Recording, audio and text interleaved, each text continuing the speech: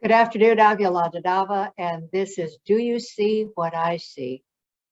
We have an extraordinary guest today. In recent weeks, he has been the recipient of 2 Lifetime Achievement Awards. Herman Gallegos is a civil rights pioneer. He has served on numerous corporate and foundation boards. He is the founder of Hispanics in Philanthropy. Congratulations, Herman, and welcome. It's such an honor to have you on the program today. Thank you. This is a great privilege for me to have this conversation with you. You're a trailblazer of your own, so it should be a very happy conversation. Well, it's going to be a productive conversation because you've had a fascinating life. And let's go back to the beginning. Your roots were in Colorado, a time that you described as grim and poor. How did that beginning shape your character? If I were running for office or thinking of running for office, then reciting what sounds like a poor boy's story is maybe something that people do. But I think in this case, it might be interesting to share bits about this bit of history, personal history, because it had a lot to do with shaping what I did in life because of where I was born and those circumstances around me. So believe me, it's not a poor boy story. It's more a story of coincidence and intrigue in some ways, because I was born in a Scrabble mining town of Aguilar, Colorado, which is in southern Colorado. My dad was a miner there. And the interesting part about that is that Aguilar is just a stone's throw from another little town called Ludlow, Colorado.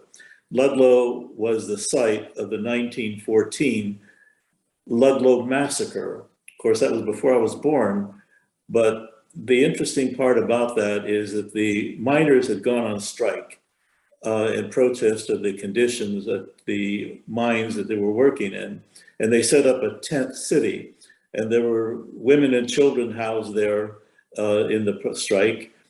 And unfortunately, on Easter Sunday in 1914, the state militia was called out and killed women and children, and many of them suffocated in cellars that were underneath the floor of the tents where they were living. Well, what is interesting about this history is that the person allegedly responsible for calling out the state militia was none other than John D. Rockefeller. John D. was the head of one of the stockholders of the Colorado Iron and Fuel Company, which depended on coal and coke to produce the steel. And of course, during the World War II, World War I, coal was king because it was needed for the production of armaments. Well, who would know that about 40, 50 years later, one day I was visiting my father, who was retired living in San Francisco, and he would always greet me with what's new. Well, in this case, I said to him, Dad, I've just joined the board of the Rockefeller Foundation. You what? My dad almost jumped out of his rocker. And he said, well, what will you be doing with Mr. Rockefeller? I said, well, the only thing I could think of saying was, I'm going to be giving away his money. Well, how much money do you give? I said, well, I think this year probably 100 million. He said, well, that sounds like a nice thing to do. And every time I'd go to see him, how are you doing giving away Mr. Rockefeller's money? Well, what was happening is the stock market was going up. So even though we were legally required to pay out 5% of the money, we were earning 15%. I didn't do a very good job of giving away the money. But I think it was a coincidence of sorts, but it also led me to another bit of history that I recite when I get asked the question, well, you seem to belong to a lot of boards and commissions. How many did you belong to? And this is where the Rockefeller story comes in. One of the persons most influential in pushing Mr. Rockefeller to give his money or to designate his money for a charitable cause before he passed away was the Reverend Charles Gates. On the retirement of his leaving the Rockefeller Foundation, he attended the trustee meeting and he addressed the board in this way. He said, gentlemen, there were no women on the board at that time. What do you think your maker will ask of you when you pass away? Do you think he's going to ask you how many awards you've received or how much money you've earned or how much notoriety you received? No, he will ask one question and one question only. And that question is this. He slammed his fist on the desk and he said, The question your maker will ask of you is, what did you do as a trustee of the Rockefeller Foundation? Now, I think that question is apropos to many of us who have been in the civil rights struggle for decades, that yes, we have earned our share of awards and we're grateful for that. And I do get asked the question, how many boards have you belonged to? And I think the more important question is, what did you do as a member of those boards? Did you challenge the status quo? Did you create any opportunities for people left behind? And I think that's what I need to talk about, is what have I done with respect to that recognition that I've received. But the fact of the matter is that people who have done great things don't get recognized. And I think it is a problem that was best laid in focus and put in focus by Congress member Joaquin Castro from San Antonio, who spoke recently about this very same problem. He said, look, as long as our own stories and voices continue to be written out of the textbooks, omitted in film, omitted in TV and print, and minimal in the C-suites and in the decision-making positions of power, people will continue to see Latinos, if they see them at all, as something other than inherently American. So I think the invisibility of the things we have done has created a lot of feeling that the paradigm describing the civil rights struggle is really seen in black and white, and it does not take into account the struggles that Mexican Americans have faced in this country, fighting racism, discrimination. And I think that's part of the conversation I'd like to have with you, to kind of share what the one generation of Mexican Americans and Latinos have done, and then what does the future look like in terms of the new generation of leadership that will continue the struggle, for justice and equity in this country. Well, we're certainly on the same page, Herman, because I'm a history major going back to UCLA. And to me, sharing history and understanding our history, understanding that this country was part of Spain for 300 years. It was part of Mexico for 25, and there was a war that ended in 1848 with the Treaty of Guadalupe Hidalgo, where the United States became part of Mexico. What was going to become the United States became part of Mexico. So history is really important, and understanding it is vital. You grew up during the Depression, and Yes. you say it was poor, you were poor and it was difficult and challenging, and many people went through that period of time. There was a saving grace, however. We had a president called Roosevelt. How did that administration, those programs and policies impact your life and your character, the shaping of your character too? Yes, one of the reasons why my family left the coal fields of Colorado, was because the mines shut down. By this time, the war had ended, and coal was no longer king. So we moved to San Francisco, where unfortunately, in the middle of the Great Depression, there wasn't much work available. So my dad had to scrounge around doing odd jobs, but thanks to President Roosevelt and the New Deal, programs like the WPA, Works Public Administration, and other civilian conservation corps were set up to provide jobs for men and women who were out in the cold in terms of no employment. And in addition, through the Department of Agriculture, milk and cookies. I remember graham crackers being served during recess for students in need. And so I think that I began to develop an appreciation for the role of government in helping get on their feet during times of need. And I think the idea that President Reagan espoused later, will get government off our backs, or the idea that if every church in America took over or adopted a needy family, that we would have no need for welfare in America as we see it. Well, I think that's a lot of rubbish. I think we need to have government to intervene in those times when we need help.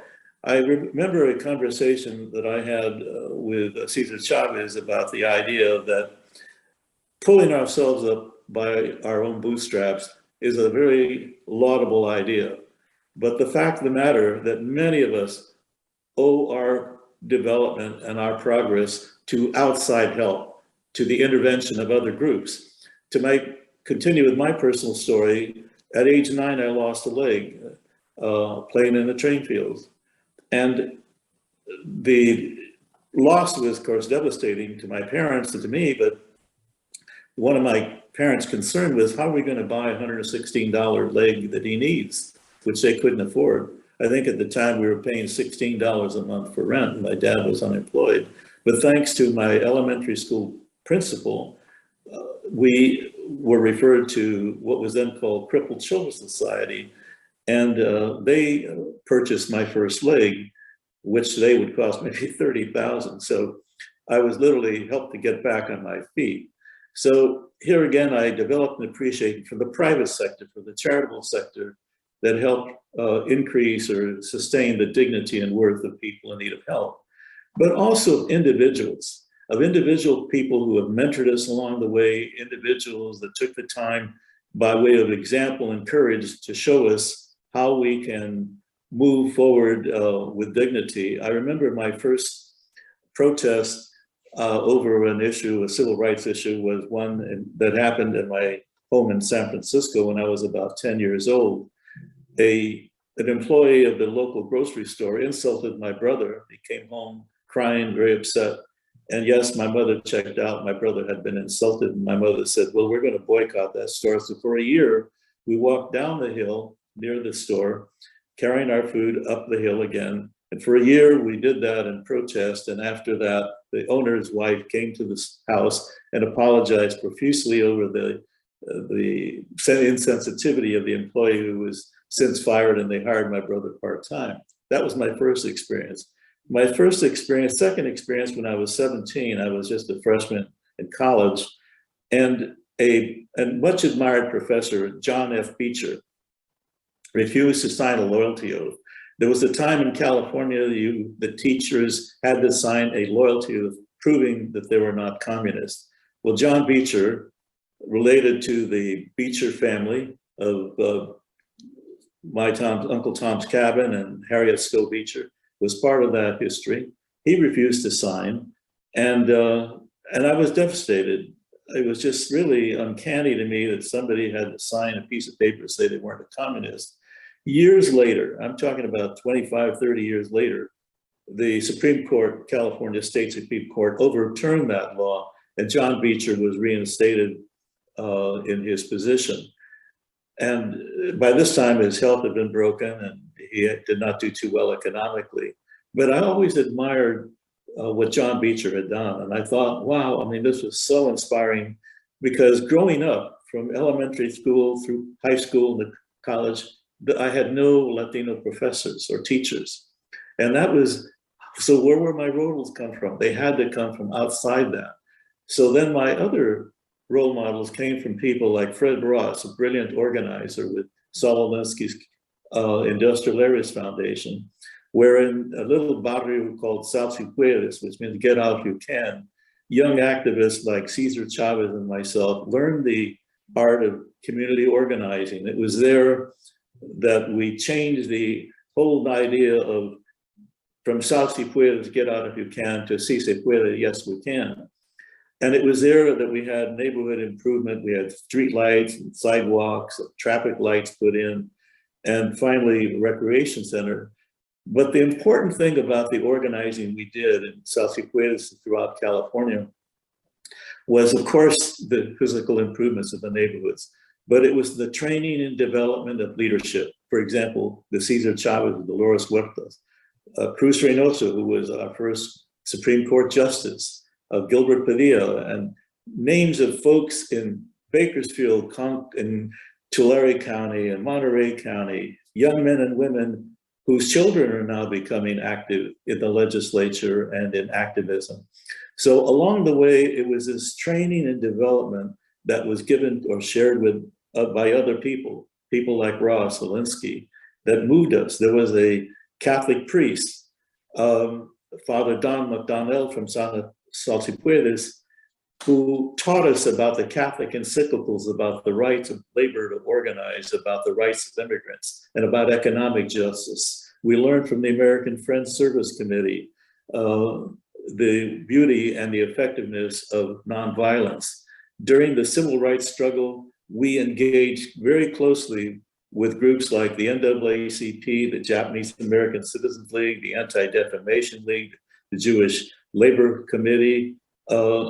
We were councils for civic unity and so on. These are older, more experienced workers than the young guys that were coming up through the ranks. But here again, they shared with us what they knew and what they had learned. I mean, after all, the NAACP had been started by wealthy white people in the early 1900s, whereas groups like the CSO in LA, where they pioneered, were only getting started right after World War II. So we had a lot of catching up to do, but through it all, we were there. We passed fair housing and fair employment legislation. So that's where I think those influences mean a lot. It was these outside influences that helped us to indeed pull ourselves up by the bootstraps, but we didn't do it alone. We had a lot of help along the way. Well, there has to be help along the way. And I know that when I went to grad school for my credential, I had ran into Professor Julian Nava, who was a Harvard-trained historian at Cal State Northridge. And we're not related, but we did have lunch together, and he encouraged me to apply for a Danforth Foundation fellowship for grad school to go back to UCLA, my alma mater, in US history. And of course, that changed my life because I met, Juan Gomez Quinones, who was a Chicano professor there and an advocate, and, somebody that was influencing Mecha and students moving up and down the state and getting engaged in social justice. And it was a very exciting time. It seems like we've had these periods about every 20 years. I'm picking up from you, that First World War, and then the Depression. And then in the 50s, we had the McCarthy era. And we had the miner strike in New Mexico, southern New Mexico. Salt of the Earth is a film that still is being shown and revived because it's important to show the power of people. And in that case, the women were the ones who enabled that strike to be successful because the men were Taft-Hartley out of striking. Yes. So these periods are very, very important in our history. And you're right, they're not in the history books. I just learned the other day that Santa Anna attacked the Alamo because he didn't want Texas, which had been part of Mexico, to become a slave state. Oh, nobody told us that in our history books. No, that's not. No. Yeah. The other interesting thing is that a lot of our own people, a lot of Mexican American Latinos are not aware of the history. They've been robbed about their own history because it's not in the text, it's not in the curriculum. For example, people really don't know that in the 1930s, about 80% of California schools were legally segregated, where Mexican American children were segregated from the rest of the kids. And a lot of people don't know that the reason for that is that the farm bureaus were in control of school boards. And they felt that by educating Latino kids, that they would not have a source of citrus workers to pick the oranges. So they controlled the curriculum, and they really didn't care about the poor quality of education that Mexican American kids were getting. So there was a person by the name of Hector Tarango from Orange County, who repeatedly tried to get the school boards to make changes, and they refused. So in 1945, again, thanks to Fred Ross, who was then doing some organizing, helped to get a pro bono attorney in Los Angeles to file a lawsuit in the federal court to restrain the discrimination in the Westminster School District, where Hector was concerned about.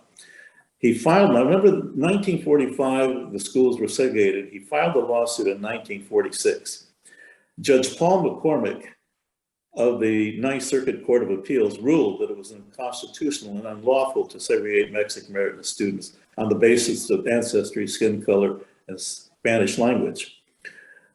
And it was Hector who got the Mendez family and 3 other families to join their name to the Mendez versus Westminster School District. Well, what's interesting that in 1947, Thurgood Marshall, who was then legal counsel for the NAACP, who was following the Mendez versus Westminster decision, visited Hector Tarango to learn more about the suit. So he went back to Washington and filed the same kind of suit and took it all the way to the Supreme Court. And in 1954, there was a landmark decision, the Supreme Court ruling in Brown versus Board of Education, which found racial segregation in public schools unconstitutional. And yet to this day, you will not find a school or bridge or memorial to Hector Tarango. So what I'm saying is that it's bad enough that leaders like this were not recognized, but more than that, our own kids, a lot of people don't feel that, or Anglos don't feel that Latinos suffered any discrimination. So I think that there's a great injustice that's caused because they don't see us. And as someone said, it's like looking in a mirror and not seeing your face there. You know, you begin to wonder, must be something wrong with my eyes or something wrong with the mirror or something else. So that's why I think we can't blame our young people for being ignorant about these things, because where are they going to get this knowledge? And I think your program hopefully will allow people to get an understanding that these problems existed. And there are other problems that exist today that need to have our attention because they're grave problems that affect the future and present future well-being of Hispanics and other people in this country. Well, we certainly will be looking at all that in a few minutes because I do want to discuss with you, what you've learned from the foundation experience and your corporate experience. But let's fast forward because all of these patterns, they're really patterns. And we seem to swing one direction or another. Policies open up, we start to help people, we do, proactive things. We've got to build back better now, initiative going now. And yet there is some opposition, and there's also a tremendous effort to move democracy backwards and to deconstruct many of our programs and policies that have been forward moving and have been helping to move us forward towards that more perfect union.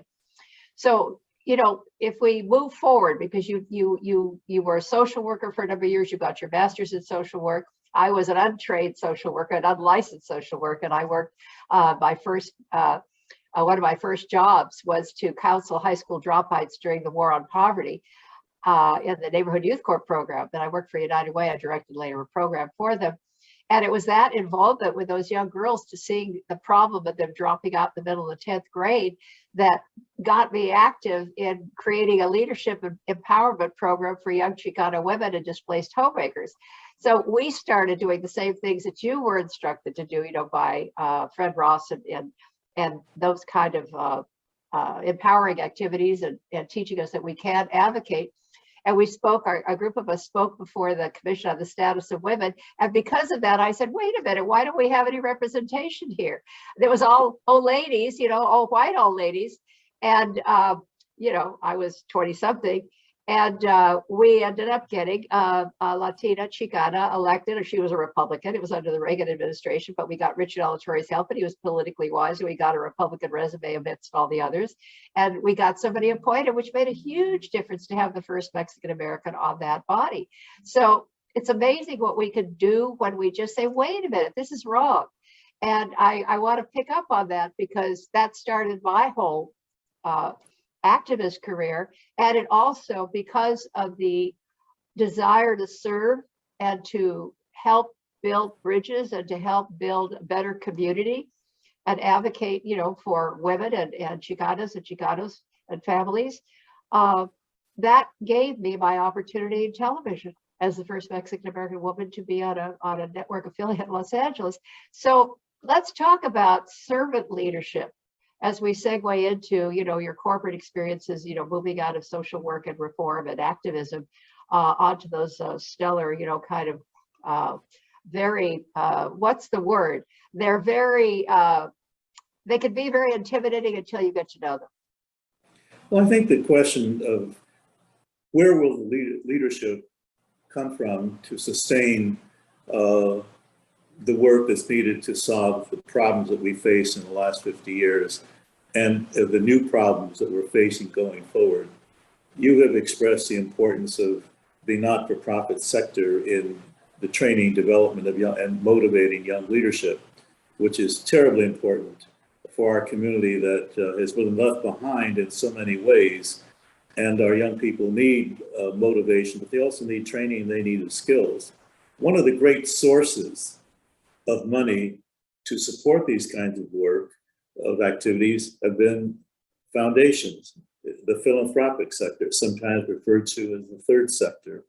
This is an area that I'm very concerned about, because we have not made great strides in philanthropy by any measure, whether it be the number of grants that are given by foundations to Latinos, or board representation as trustees or on staff, or on access, or on core support.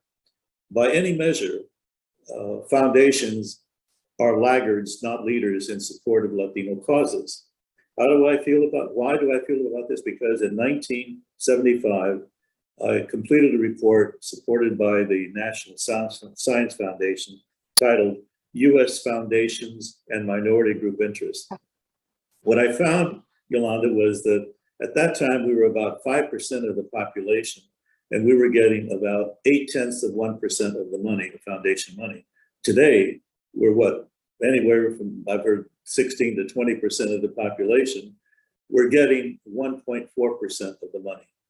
That's not much of a growth. Inadequate, yeah. What are the reasons? Is there something wrong about the foundations? No, it's not the structure about foundations. It's the people aspect of it. It's about the trustees and staff who make decisions about the flow of money.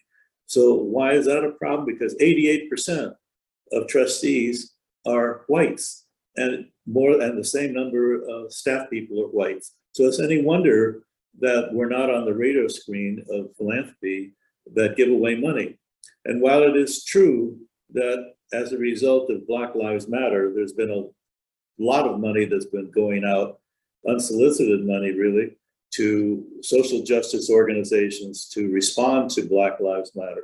Well, you know, I did some notes on this, and I found that about 21% of Blacks, African Americans, said that they participated in marches and demonstrations. Well, I found that about 20% of Latinos have participated in those kinds of actions. So that we are concerned about the fact that we are facing problems in the criminal justice system.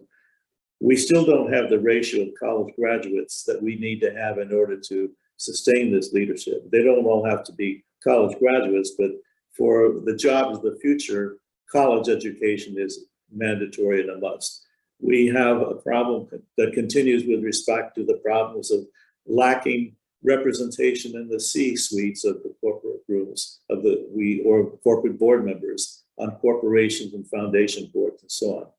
So what I'm looking at is that what do we have to do to change this phenomenon where we're being excluded? I did a study and found that there were two major commissions, citizen commissions, very prestigious, basically controlled by white, wealthy men, not many women, and no minority, very few minorities on those commissions, that did studies, and they were more concerned about preserving the tax deduction so that wealthy people can continue to get money. And there is legislation, for example, that would, Senator Grassley of Maine, for example, or of Iowa, introduced legislation to increase money flowing from donor advised funds held by groups like Fidelity and Vanguard and other organizations, where people get an immediate tax deduction for the charitable donations they made. And Senator Grassley feels that by requiring an additional requiring a 5% payout like it is for the foundations, that more money will flow for charitable causes. Well, my argument is, well, so what? I don't think that's going to mean we're going to see 5% more increase in grants to Latinos. There's nothing in the history that shows even with more money around, which is happening, and even with COVID, that more money is being given to charitable causes. I don't see that amount of money going to Latinos. So one thing has got to change. We've got to address the weaknesses of foundations. And yes, it's true. I have served on my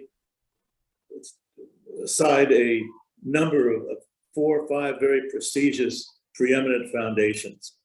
So I know the strength of philanthropy throughout the world. I've visited those programs throughout the world. I'm aware of the Green Revolution supported by the Rockefeller Foundation to end starvation in Latin America, or to fight yellow fever that built the Panama Canal. I visited rice research projects in the Philippines, the tropical research projects in Cali, Colombia, or the programs in Kenya to fight ticks disease, and other wonderful programs. So I'm not being an ingrate. Here I am, one of the few Latinos, often the only Latino on these boards. Do I sound like an ingrate? And here I am saying something's got to change? Yes, something's got to change. And I think we need to address reform. Let me give you an example of what I mean by that. We have in this country a very large group of white-controlled elitist environmentalists. And for years, they have been receiving millions of dollars from foundations who continue to support what will be regarded are worthy causes. But the problem is that only until recently have they started to acknowledge the fact that they need to put people who are minorities on their boards of trustees. So what is the source of the problem? The source of the problem are the foundations. Either they knowingly or not knowingly contribute to support white-controlled organizations.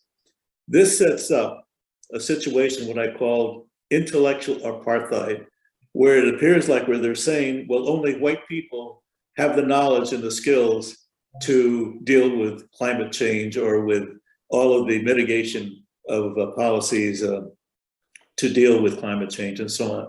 So I'm arguing that foundations have got to wake up and realize what they're doing. If we expect to have a country filled with justice and equity, then they have to adopt what I would say policies that they can do voluntarily. They don't need legislation to integrate their boards. They don't need a law that would require them to have more outreach, to be more accessible.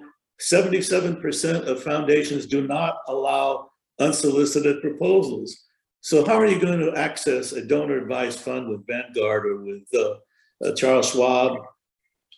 How are you going to do that if you don't fidelity? You don't know anybody, you don't have contacts there. How is an organization, a barrio-based organization needing help for its services going to access these resources?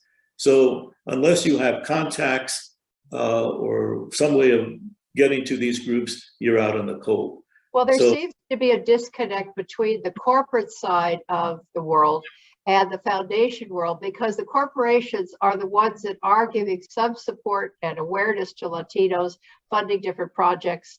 And because they understand that Hispanics in the United States are a $2 trillion market, and we're about to exceed France as an economic force in the world. So, they get that we are we're employees, we're managers, we're CEOs. We spend money. We're a $2 trillion market force in this country. And yet that's not public information. And certainly the foundations aren't aware of that, because otherwise they'd be pouring money into supporting us, because we are the future as generationally young, empowered, active people with an immigrant attitude that want to come and have dreams and really fulfill the American dream. So it is a disconnect that I'm wondering how you're thinking we can bridge that gap. Well, I think you're right. I think corporations, those who are that I consider to be socially responsible, understand. They read the tea leaves. They see what kind of size of market as you've just described, and they're more vulnerable to the market and to the attitudes of Latinos. When Latinos refused to buy Coors beer, for example, there was a boycott. They woke up and now do very generous support of Latino causes. So, but foundations don't run for office. They don't depend on popularity contests. They're based in locations where Latinos may or may not exist. So access becomes a point of challenge for us. And so, whereas corporations can be approached in terms of the marketplace, foundations don't care. They don't need to be concerned about what we think. I mean, they could care less. They continue to develop their endowments and spend down their endowment at only 5% payout. So they don't have to worry about the future. They know they're going to be around. But if we begin to stand together and say, it's time to change, we've got to call for reform. And so we need to move in the direction of challenging foundations to be more responsive to Latino causes and to color-led organizations. It's not enough, for example, for a foundation to say, well, we've just given X $1 million for color-led organizations. Well, I agree, that's noble, but my answer would be, how much did you give to specific, to Native American, to women, to LGBTQ organization? Break it down so we know exactly what you're talking about. Otherwise, we're left behind.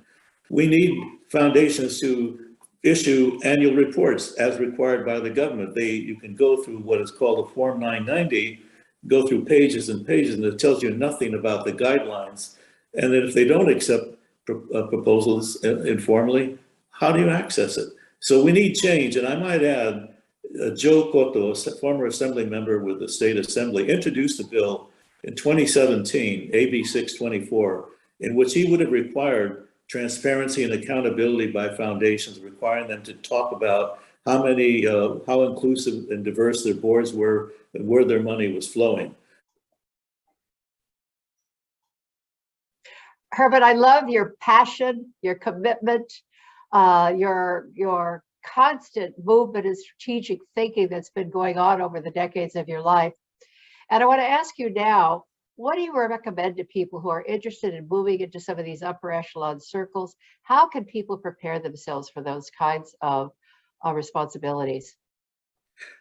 One of the questions I do get asked is exactly that. How did I get into the boardroom? What did I do? Well, so the surprising thing is, despite all of the years on the picket line against the Washington Redskins because they refused to hire brownskins, against Auto Row because they refused to hire minorities, against the war in Vietnam and other against the agricultural owners of the grapes, helping Cesar with the grape boycott. Despite all of that, despite all the years of activism, I managed to get on these boards, and it's not something I wish for. You know, my parents never owned stock in any company. You know, we never even talked about the boardroom. And so why did it happen? I think it happened because activists become known in the community. And I think the other part of that is responsible activists, people who get involved but take responsibility for change in a responsible way. In other words, you organize for responsible social change. Those of us and those who want change have to take responsibility for change. So again, more to my surprise than anything, I received a call to join the board of Pacific Telephone and Telegraph Company. The story behind that was the United Way of America in the Bay Area had never made grants to Latino community-based organizations. So I set up a group called Baruf Bay Area Raza for United Funds, and we picketed United Way. And it so happened that the chair of the United Way at the time was a very nice man by the name of Jerry Hull. And so one day I got a call from Jerry's office asking me to have lunch with him. So I had lunch with him, and he wanted to get a sense of my view of the company. And I said, well, you know, I felt that, you know, there was a lot of things that you probably can do to make the company more appreciated, like having better affirmative action policies and so on. But I said, you're also a leader in the community. You're not just CEO of a company. I said, you're head of United Way, and I think something's got to change there. And he said, you're right. And he said, by the way, your opinions are the reasons why we'd like you to join our board of directors. I almost fell off my chair because I had no idea what it was about. I could have just kind of bombed myself out of the water. But also, I think that relationships do count for a lot. I had met Ruth Chance, who was at that time the executive director of the Rosenberg Foundation, one of the finest, best organizations in the country. And Ruth Chance is a very highly respected CEO of a foundation, and used to call me from time to time to get my opinion about particular things going on in the community and how Rosenberg might help. And so we developed a good relationship. And at one point, I got a call to join the board of trustees of the Rosenberg Foundation. And then that led to Rockefeller, and then that led to the San Francisco Foundation, that led to the California Endowment, and so on. So what I say to young people, don't be afraid of getting involved. Don't be afraid of giving back. You know, as long as you're obeying the law, you're going to be okay. But if you don't act, and I think it's a big question that I look for, is I really pray that the next generation of leadership will be bold and not be timid. When I think of Ed Roybal, when I think of Bert Corona, when I think of a lot of people who, Dr. Ernesto Galarza, for example, long before Cesar Chavez was a household name, was out there challenging the underpinnings of agribusiness, how they exploited workers. And it was Ernesto that stopped the Bracero program, stopped a program that for 13 years had brought 3.5 million workers, temporary workers from Mexico to work in the fields. It was Ernesto who was one of the first to show that it would be futile to organize domestic farm workers unless you stop temporary workers. And he fought and led the fight to stop the Bracero program. Yet people hear about Cesar, but they don't hear about the foundation that Ernesto created in order to move farm worker movement. So a lot of folks don't get the limelight. And I think that that's okay, as long as you realize that what you're doing, as in the song for chorus line, I did what I did for love. Because, you know, you have to have some sense of responsibility, but also know why you're doing it. You know, what are your values? Why do you do this? Well, I, for one, value the building and sustaining of resident power, community-based power, as a solution to many of the problems that we face in our society. An old friend, John Gardner, once wrote that democracy begins with us. We cannot let it end with us.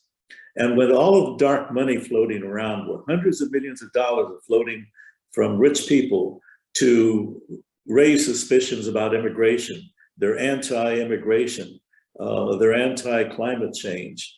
They dispense all kinds of fake news that undermines our democracy. And so we have, I think that organizing today is more difficult than it was years ago. In the old days, we were afraid of being labeled as communists. But to solve that, we would invite Father McDonald or another priest to our meeting wearing the Roman collar to show that we were okay, we weren't communists. But today, you can try to do the right thing and you'll be accused of something else from people you never know about, you've never heard about. I mean, there's a lot of hatred and cynicism going on in this country, and many of our own people bite into that stuff. So organizing is very difficult. And I think young people thinking about moving into the suites have to take responsibility for change. You know, there's no such thing as a free lunch. You know, if you want to get ahead in corporate America or in foundations, you've got to play your dues. And there's nothing wrong with having tried to bring about change if you act in a responsible way. And that's all I've ever tried to do. I mean, people have gone to jail for things they believe in, look at Martin Luther King and so on. And there are times when you have to know that maybe you will have to pay the penalty for that.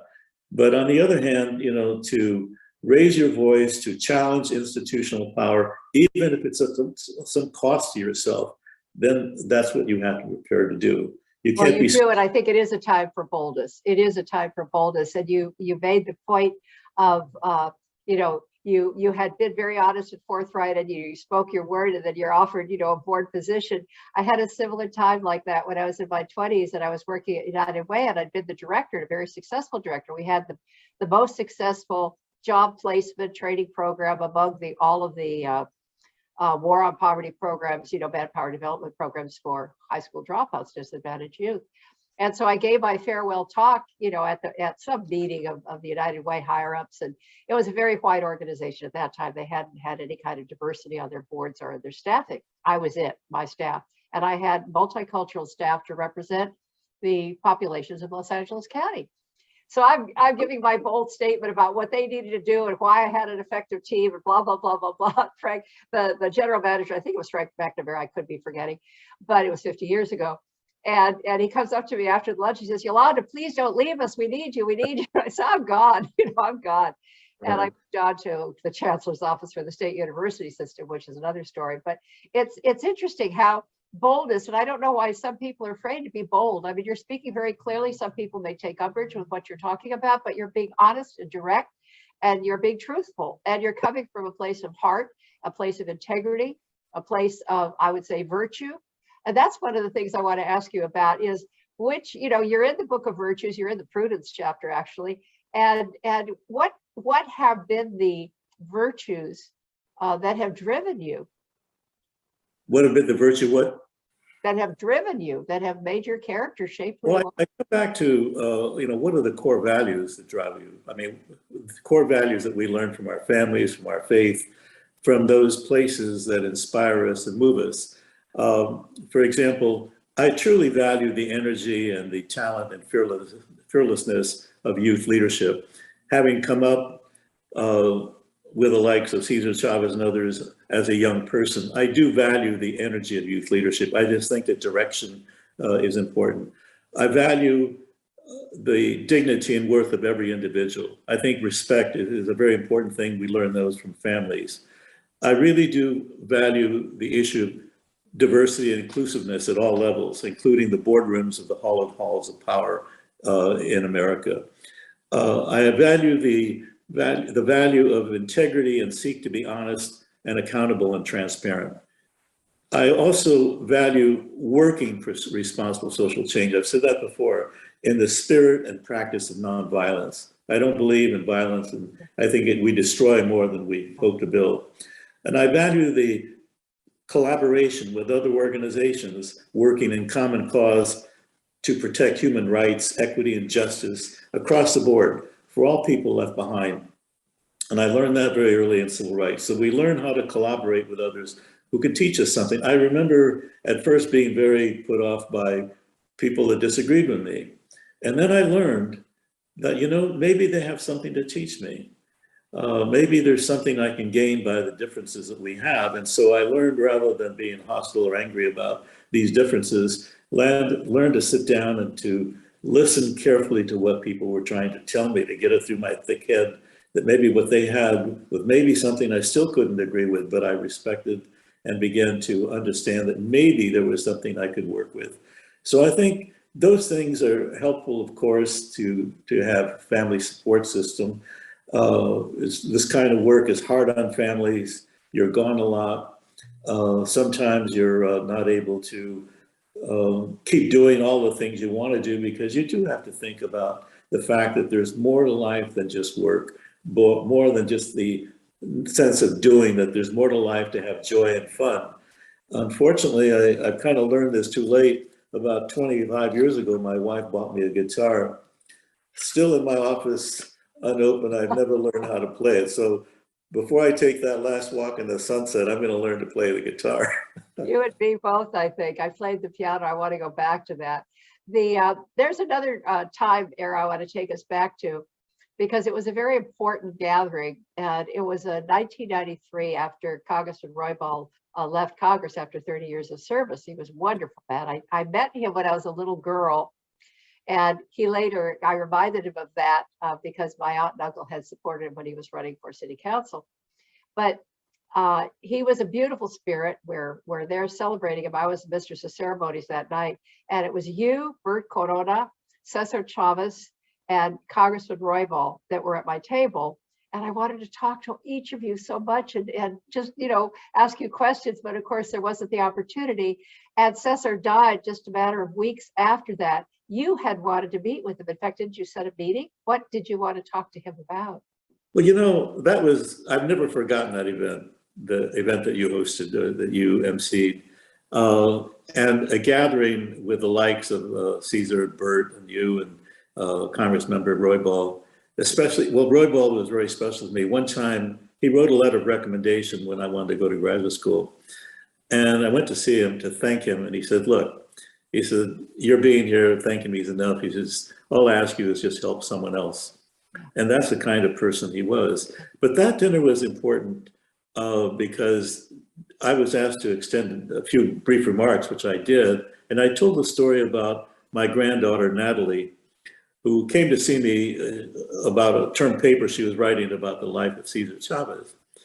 And I went and told her about all the stuff we did starting in South Puedes and beyond.